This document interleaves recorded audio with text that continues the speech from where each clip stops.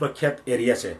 તો સુરતમાં અમે એક દંપતીની મુલાકાતે આવ્યા છીએ. એમની બેબીને આંચકીનો પ્રોબ્લેમ હતો.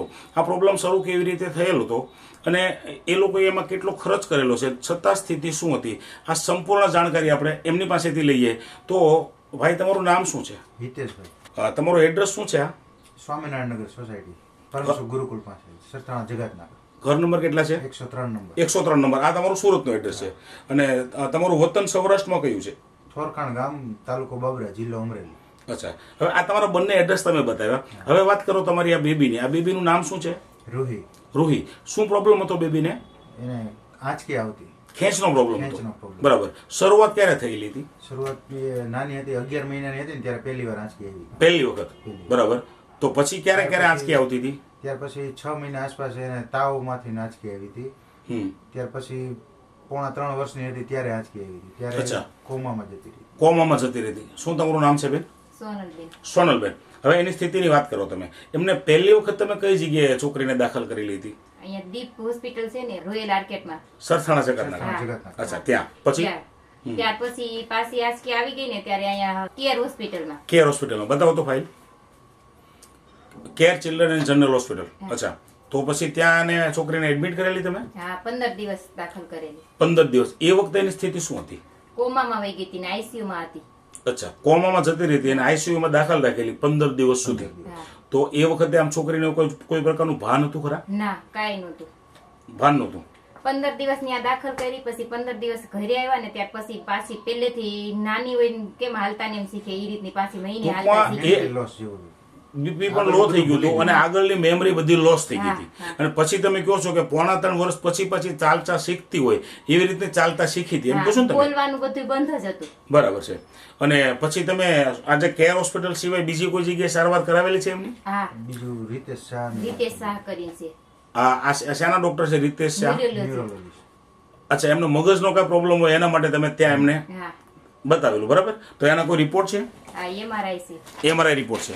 દોસ્તો, આજે શ્રીજી ઇમેજિંગમાં એમનું બેબીનું એમઆરઆઈ કરાવેલું છે કે આ મગજની સ્થિતિ શું છે એને જાણવા માટે. મગજની પટ્ટી કે ને એ હોતે કરાવેલી છે. એ પણ કરાવેલી છે. બરાબર. તો આજે આપણે દોસ્તો હવે વચ્ચે વિડીયો રજૂ કરીએ છીએ. આજે બેબી જ્યારે કોમા સ્થિતિમાં હતી, આઈસીયુમાં એડમિટ કરેલી અને હોસ્પિટલ 15 દિવસ રાખેલી. બરાબર. આ છે એમનો હિતેશભાઈ ઉતારી લીધેલો વિડીયો કે ડોક્ટર સાહેબને બતાવવા માટે કે આંચકી આવે ત્યારે સ્થિતિ શું થાય છે. અને એક વિડીયો એ છે કે આ બેબીને ટ્રીટમેન્ટ ચાલુ છે, મતલબ કે એમને ઓક્સિજન પણ ચાલુ છે અને આંચકી પણ ચાલુ છે. તો આ બે વિડીયો આપણે જોયા. હવે કેટલા દિવસ હોસ્પિટલમાં હતી? 15 દિવસ. અને ત્યાર પછી ઘેરે આવ્યા હતા ત્યાર પછી કેટલા દિવસમાં સ્થિતિમાં સુધારો આવ્યો હતો? 1 મહિનો થયો ને ત્યારે સુધારો આવ્યો. 1 મહિનામાં સુધારો હતો. એ વખતે એમની સ્થિતિ શું થઈ ગઈ હતી તમે કહેતા હતા? હાલતી નહીં, બોલતી નહીં, કાંઈ નતું. પછી હાલતા ધીમે ધીમે બેઠા બેઠા પેલા નાના છોકરા શીખે ને એ જ રીતની શીખી. બેઠા બેઠા હાલતા શીખી, પછી પગલી આમ ભરતા હોય એ રીતની શીખી. ટૂંકામાં એમની જે આગળની મેમરી પોણા 3 વર્ષ સુધીની લોસ થઈ ગઈ હતી. અને શરૂઆતમાં એક નાનું 6 મહિનાનું 8 મહિનાનું બાળક ચાલવા શીખે એવી રીતે શરૂઆત થઈ હતી. ડોક્ટર એમને એમ જ કીધું હતું કે તમારે એમ માનવાનું છે કે અમારું બાળક નાનું છે, અમારી દીકરી નાની છે, એમ જ તમારે માનવાનું. એવી સ્થિતિમાં આવી ગયેલી. પછી ત્યાર પછી તમે બીજી કોઈ જગ્યાએ સારવાર કરાવેલી? ક્યાં કરાવેલી? કેરળ લઈ ગયા હતા. કેટલી વખત લઈ ગયા હતા હિતેશભાઈ? 2 વખત કેરળ લઈ ગયા હતા. 2 વખત કેરળ લઈ ગયા હતા. અચ્છા, તો આમ કેરળ લઈ જવાથી કેમ સુધારો થતો હતો કે નહીં? ના, ત્યાર પછી કેરળ 2 વખત લઈ ગયા ને તોય પછી ત્રીજી વખત 1 વખત આવી હતી, નોર્મલ હતી. ત્યારે બહુ એડમિટ નહોતી રાખવી પડી. સવારે ગયા ને સાંજે પાછા આવી ગયા હતા ઘરે. બરાબર છે. ત્યાર પછી પાછું અમારે જવાનું તો હતું ત્રીજી વખત, ત્યારે લોકડાઉન આવી ગયું. ત્યાર પછી અમે ન ગયા. બરાબર. પછી ત્યાર પછી અમે અમારા બેન છે ચંદ્રિકાબેન, એમણે અમને સલાહ આપી કે આ પાવડર પીવડાવ નેટસર્ફ નો છે. એટલે અમે આ છે તમારા બેન ચંદ્રિકાબેન. તમે કઈ જગ્યાએ રહો છો? યોગી કૃપા સોસાયટી. યોગી કૃપા સોસાયટી કઈ જગ્યા પર આવે? યોગી ચોક, શ્યામધામની નજીક. બરાબર. અચ્છા, તમારું ગામ કયું છે? મૈકા, રાજકોટ પાસે આવે. ઓકે. તો તમે આ લોકોને પાવડરની ભલામણ કરી હતી અને પછી પાવડર તમે શરૂઆત કરી આ બેબીને પીવડાવવાની. તો આ પાવડર આમ ચંદ્રિકાબેન આપ્યો તરત આ બેબીએ પીવાનું શરૂ કરી દીધું હતું? ના. તો ઈ 3-4 મહિના પડ્યો રહ્યો. પછી પાછું એને રોટલીમાં ને એમ આપતા, તે પછી એમ પીવા માંડી. પછી પાછું દૂધમાં ચાલુ કર્યો ને હવે તો ઈ પાણીમાં આપીને તોય પીવે છે. બરાબર. તો પાવડરના ડબ્બા કેટલા પીવડાવ્યા તમે આ બેબીને? 4 ડબ્બા. ચોથો ડબ્બો હાલે છે. ચોથો ડબ્બો છે પીવડાવ્યા, હા. હા. તો હવે કેવું લાગે છે હિતેશભાઈ? હવે રિઝલ્ટ સારું છે. હવે ત્યાર પછી એક વખત આંચકી નથી આવી, શરદી નથી થઈ. આ શરદીની તમે કંઈક વાત કરતા હતા, શું કહેતા હતા? શરદી એને આંચકી આવતી ને ત્યારે પેલા શરદી હતી, શરદી એને કાયમિક રહેતી, નાકમાં મસા જેવું રહેતું. આવું કોણે કીધેલું મસાનું? ડોક્ટરે કીધું હતું કે આને નાકમાં મસા છે, એક્સરે કરાવ્યો એટલે કે આને નાકમાં મસા છે. ત્યાર પછી એને એમ કીધું કે 5 વર્ષની થાય ને ત્યારે આને ઓપરેશન કરાવવું પડશે. બરાબર. ત્યાં લગીની દવા આપી. બરાબર છે. પછી તમે આજે આ પાવડર બેબીને પીવડાવ્યો છે, તો પાવડર પીવડાવવાથી આંચકીનો પ્રોબ્લેમ સોલ્વ થઈ ગયો? આંચકીનો પ્રોબ્લેમ સોલ્વ થઈ ગયો.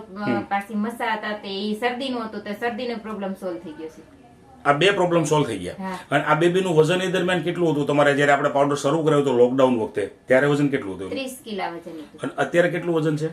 અત્યારે 35 આજુબાજુ છે. 35 ની આસપાસ, મતલબ 5 કિલો વજન વધ્યું. તંદુરસ્તીમાં કેવું લાગે છે? અત્યારે કઈ વાંધો નહીં.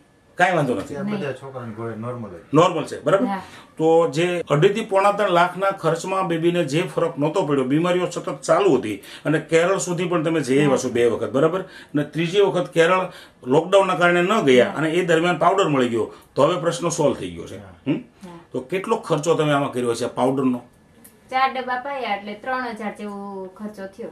આ મૂળ ખર્ચ થાય છે 4800 રૂપિયાનો, હા, પણ તમને ડિસ્કાઉન્ટ થી મળ્યું છે. ડિસ્કાઉન્ટમાં, હા, એટલે કે 3000 રૂપિયાના ખર્ચમાં જે 3 લાખની આસપાસના ખર્ચમાં ફરક નથી પડ્યો, ફક્ત 1% ખર્ચમાં ફાયદો થઈ ગયો છે અને એ પણ ટોટલ પ્રોબ્લેમ સોલ્વ થઈ ગયા છે. હવે આ બેબીને અત્યારે કેવું છે?